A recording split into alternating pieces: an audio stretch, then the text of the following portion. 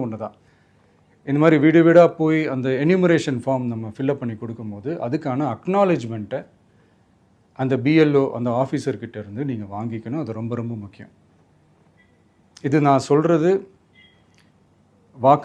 வாக்காளர் பட்டியலில் ஆல்ரெடி உங்கள் பேர் இருக்கிறவங்களுக்கு நான் சொல்கிறேன்.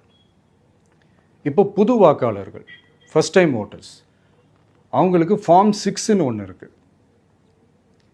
அதை நீங்கள் ஃபில்அப் பண்ணி நீங்கள் உங்கள் ஏரியாவில் இருக்கிற சம்மந்தப்பட்ட உங்கள் அலுவலகத்தில் நீங்கள் டைரெக்டாகவும் சப்மிட் பண்ணலாம், இல்லை நீங்கள் ஆன்லைன்லேயும் சப்மிட் பண்ணலாம். அப்படி ஆன்லைனில் நீங்கள் சப்மிட் பண்ணிங்கன்னா அதுக்கான ஸ்க்ரீன்ஷாட்டை எடுத்து வச்சுக்கோங்க. ஃபோனில் மெசேஜ் வரும், அதை சேவ் பண்ணி வச்சுக்கோங்க.